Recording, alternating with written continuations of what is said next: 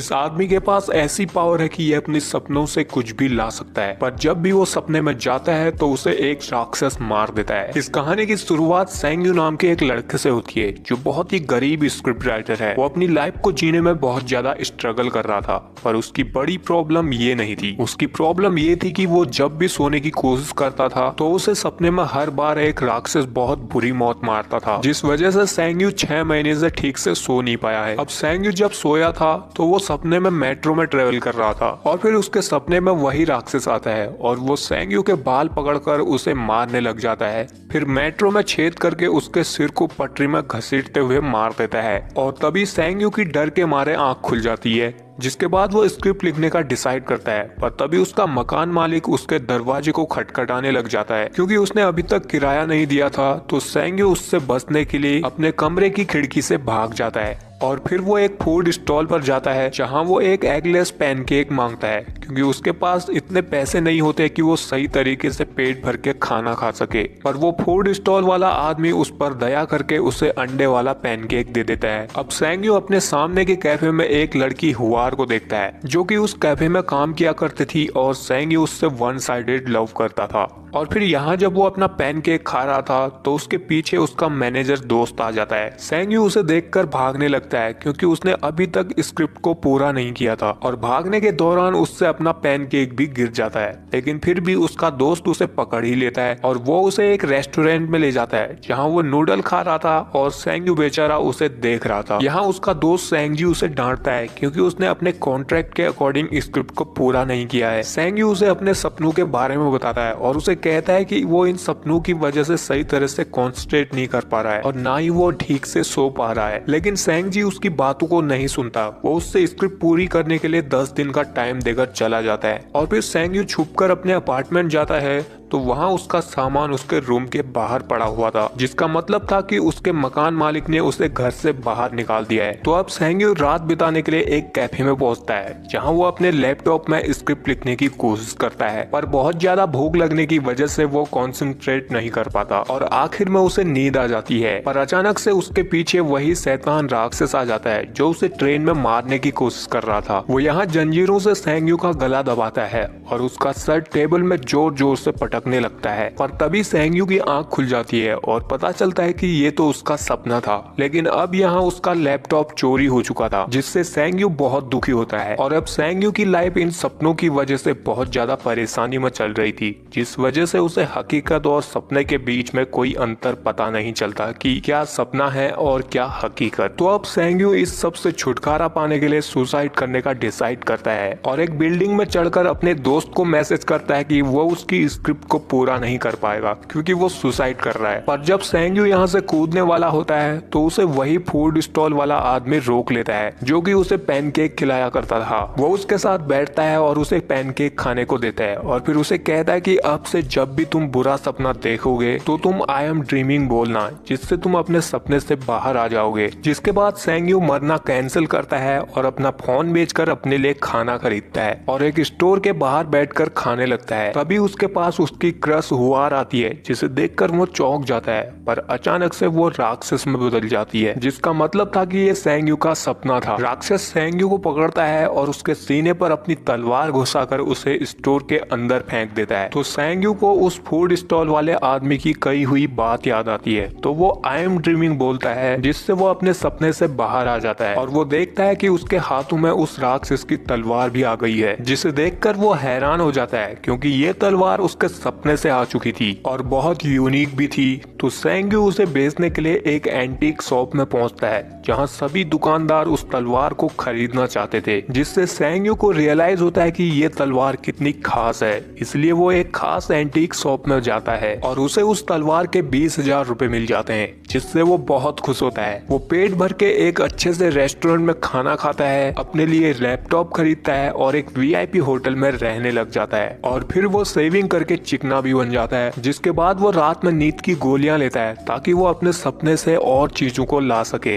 अब क्योंकि वो होटल में रुका था तो उसे सपना भी इसी होटल का आता है, तो वो अपने कमरे से बाहर निकलकर कॉरिडोर में घूमने लग जाता है और एक फ्लावर पॉट को उठाकर आई एम ड्रीमिंग कहता है, पर कुछ नहीं होता। सेंग्यू पता कर करने के लिए आगे बढ़ता है तो तभी अचानक दीवार तोड़ते हुए वही राक्षस उसे मारने के लिए आ जाता है और इस बार वो सेंग्यू पर सोने की कुल्हाड़ी से हमला करता है, जिससे सेंग्यू को काफी चोट लग जाती है। पर आखिर में सेंग्यू उस कुल्हाड़ी को पकड़कर आई एम ड्रीमिंग बोलने में कामयाब हो जाता है और उस कुल्हाड़ी को रियल वर्ल्ड में ले आता है। अब उसके सारे घाव भी ठीक हो चुके थे, जिसके बाद वो तुरंत उसी दुकानदार के पास जाता है और उस कुल्हाड़ी को बेच देता है और उन पैसों को खर्च करने लग जाता है। सेंग्यू अब अपनी इस लाइफ से बहुत खुश होता है क्योंकि वो अब अपने सपने से किसी भी चीज को ला सकता था, इसलिए वो डिसाइड करता है कि वो अपने सपनों से ऐसे ही सामान को लाता रहेगा। अब आज रात को वो एक प्लान बनाता है जिसमें वो सोने से पहले एक किताब में म्यूजियम की फोटोज देखता है जिसमें कि बहुत सारी एंटीक चीजें रखी थी ताकि वो म्यूजियम उसके सपने में आ सके और वो यहाँ से चीजों को ला सके। और उसके सोने के बाद उसका ये प्लान काम भी कर जाता है। वो सपने में उसी म्यूजियम में पहुंच जाता है जिसे कि उसने किताब में देखा था। सेंग्यू उस म्यूजियम की सारी एंटीक चीजों को देखता है और सबसे महंगी चीज को रखकर राक्षस का आने का वेट करता है। पर इस बार वो राक्षस सेंग्यू को मारने के लिए एक मशीन गन लाया था जो कि सेंग्यू ने सोचा तक नहीं था।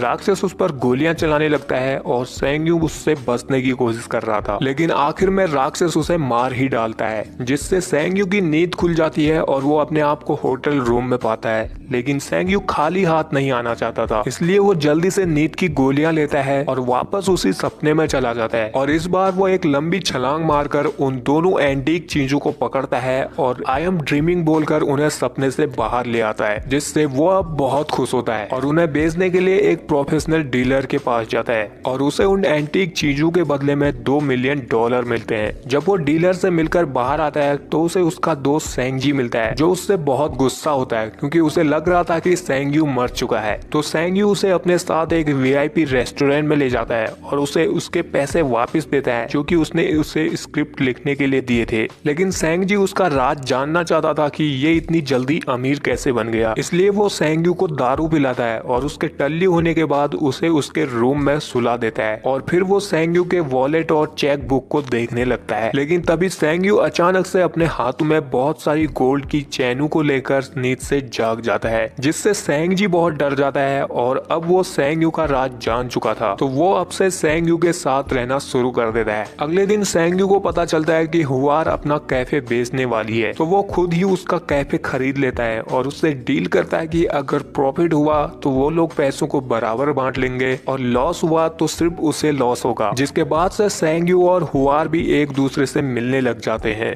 अब सेंग्यू वापस अपने होटल में आकर फिर से अपने सपने देखने लग जाता है और सेंग्जी उसकी बॉडी को प्रोटेक्ट करता था। सेंग्यू अपने सपने में अब बहुत एक्सट्रीम लेवल पर जा चुका था और अब उसका अपने सपनों में खुद का कंट्रोल था, इतना कि वो अब राक्षस को भी पेल देता था। वो अपने सपनों में मनमानी करता है और वहाँ से बहुत सारी महंगी और एंटीक चीजें लाते रहता है। वो अपने सपने से एक लाल कलर की लग्जरी गाड़ी भी ले आता है और फिर एक दिन जब वो अपने कैफे में बैठा था तो उसे वही फूड स्टॉल वाला आदमी दिखाई देता है। तो सेंग्यू उस फूड स्टॉल वाले आदमी के पास एक पैसों का बैग रख देता है क्योंकि वो उसे बहुत बार फ्री में खाना खिलाया करता था। अब सेंग्यू ऐसे ही अपने सपनों से चीजों को लाते रहता है, पर कुछ टाइम बीतने पर वो एक अजीब चीज नोटिस करता है कि आजकल राक्षस उसे मारने की कोशिश नहीं कर रहा है, बल्कि वो दुखी होकर एक जगह पर बैठा रहता है। सेंग्यू उसके पास जाता है तो उसे उसके कमर पर एक बहुत बड़ी सोने की बेड लगी हुई दिखती है और जब सेंग्यू उसे निकालने की कोशिश करता है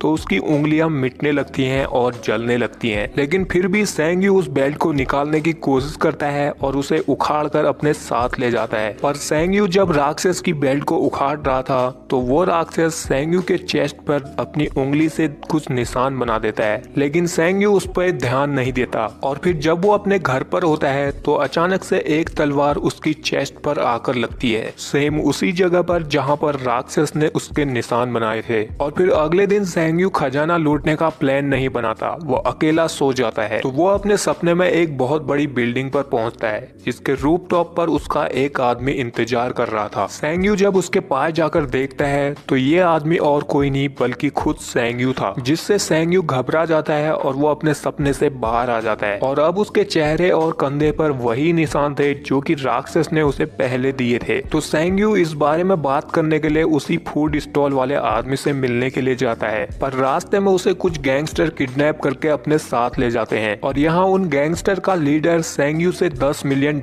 मांगता है। तो सेंग्यू अपने दोस्त सेंगजी के जरिए उन्हें पैसे दे देता है, पर वो लोग पैसे लेकर उसके दोस्त को भी किडनैप कर लेते हैं, जिसके बाद सेंग्यू उनसे बचने के लिए उन सबको अपने अपार्टमेंट में ले आता है, जहां उसने बहुत सारी एंटीक और यूनिक चीजें रखी हुई थी जिन्हें कि वो अपने सपनों से लाया था। लेकिन तभी हुआर सेंग्यू से मिलने उसके अपार्टमेंट में पहुंचती है और यहाँ वो गुंडे हुआर को भी किडनैप करके उसी जगह पर ले आते हैं और फिर जब उनका लीडर अपने लोगों से इन सबको मारने के लिए कहता है तो सेंग्यू का दोस्त सेंगजी होश में आ जाता है और वो इन सब के साथ लड़ने लग जाता है। सेंग्यू भी उनके साथ लड़ता है पर वो लोग उसे चाकू मार देते हैं, जिसके बाद ये तीनों भागने की कोशिश करते हैं, पर इसमें सेंग्यू के दोस्त को वो लोग मार देते हैं और फिर सेंग्यू और हुआर उनसे बचकर ऊपर वाले फ्लोर पर आ जाते हैं। लेकिन यहाँ पर भी वो लोग उन्हें पकड़ ही लेते हैं और वो लोग सेंग्यू को उठा कर मार रहे थे, जिससे सेंग्यू बेहोश हो जाता है और वो अपने सपने में पहुंच जाता है, जहाँ उसे सपने में एक चमकती हुई दीवार दिखाई देती है और जब वो उस दीवार को छूता है तो उसे वही सीन दिखाई देता है जबकि वो पहली बार सपने की दुनिया से उस तलवार को लाया था, पर इसमें वो उस दिन मर चुका था और उसे एम्बुलेंस में ले गए थे। जिसके बाद सेंग्यू सपने से बाहर निकलने के लिए आई एम ड्रीमिंग कहता है, पर इस बार कुछ नहीं होता बल्कि उसके शरीर से खून निकलने लग जाता है और फिर अचानक से उसका शरीर बदलने लगता है और वो वही राक्षस में बदल जाता है जो कि उसे मारने के लिए आया करता था। जिसके बाद उसके हाथों में एक तलवार आती है और वो उस तलवार से उस दीवार को तोड़ने लग जाता है और फिर जब वो दीवार टूटती है तो वो उसी जगह पर पहुंच जाता है जहां पर सेंग्यू था। राक्षस उन सभी गुंडों को अपनी मशीन गन से मार देता है, जिसमें हुआर को भी गोली लग जाती है और वो मर जाती है और फिर आखिर में वो राक्षस सेंग्यू को भी मार देता है और फिर तभी सभी एंटीक चीजें उसके अपार्टमेंट और अमीर लोगों के कलेक्शन से गायब होने लग जाती हैं, जिन्हें कि सेंग्यू अपने सपनों से लाया था। और जब सेंग्यू जागता है तो वो उसी स्टोर पर होता है जहां पर हुआर काम किया करती थी, जिससे उसे समझ आता है कि ये सब जो भी उसने अभी तक देखा वो एक बहुत लंबा सपना था। तभी हुआर उसके पास आती है और वो उस पर दया करके उसे खाना खिलाती है और फिर वो उसे कहते हैं कि उसने उसकी लिखी हुई स्टोरी एक मैगजीन में पढ़ी थी जो कि उसे बहुत अच्छी लगी और वो स्टोरी बहुत अच्छी प्राइस में भी बिक सकती है।